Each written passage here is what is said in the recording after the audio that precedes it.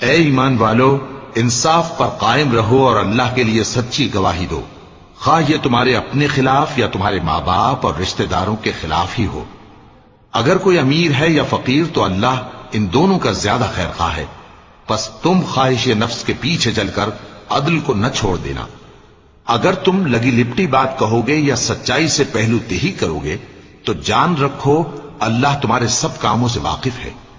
مومنو، اللہ پر اور اس کے رسول پر اور جو کتاب اس نے اپنے اس پیغمبر پر نازل کی ہے اور جو کتابیں اس سے پہلے نازل کی تھیں سب پر ایمان رکھو، اور جو شخص اللہ اور اس کے فرشتوں اور اس کے کتابوں اور اس کے پیغمبروں اور روز قیامت سے کفر کرے وہ رستے سے بھٹک کر دور جا پڑا۔ جو لوگ ایمان لائے پھر کافر ہو گئے، پھر ایمان لائے پھر کافر ہو گئے، پھر کفر میں بڑھتے گئے، ان کو اللہ نہ تو بخشے گا اور نہ انہیں سیدھا رستہ دکھائے گا۔ اے پیغمبر، منافقوں یعنی دو رخے لوگوں کو بشارت سنا دو کہ ان کے لیے دکھ دینے والا عذاب تیار ہے۔ وہ جو مومنوں کو چھوڑ کر کافروں کو دوست بناتے ہیں، کیا یہ ان کے ہاں عزت حاصل کرنی چاہتے ہیں؟ سو عزت تو سب اللہ ہی کی ہے، اور اللہ نے تم مومنوں پر اپنی کتاب میں یہ حکم نازل فرمایا ہے کہ جب تم کہیں سنو کہ اللہ کی آیتوں سے انکار ہو رہا ہے اور ان کی ہنسی اڑائی جا رہی ہے تو جب تک وہ لوگ اور باتیں نہ کرنے لگیں ان کے پاس مت بیٹھو، ورنہ تم بھی انہی جیسے شمار ہوگے۔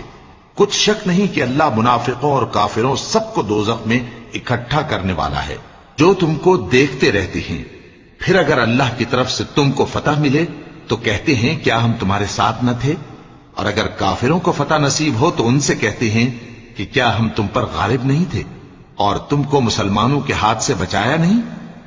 اب اللہ تم سب میں قیامت کے دن فیصلہ کر دے گا، اور اللہ کافروں کو مومنوں پر ہرگز غلبہ نہیں دے گا۔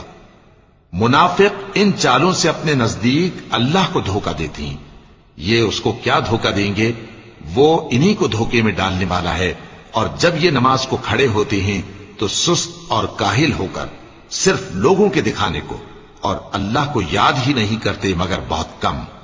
ڈاواں ڈول ہو رہی ہے، نہ ان کی طرف ہوتے ہیں نہ ان کی طرف، اور جس کو اللہ بھٹکائے تو تم اس کے لیے کبھی بھی رستہ نہ پاؤ گے۔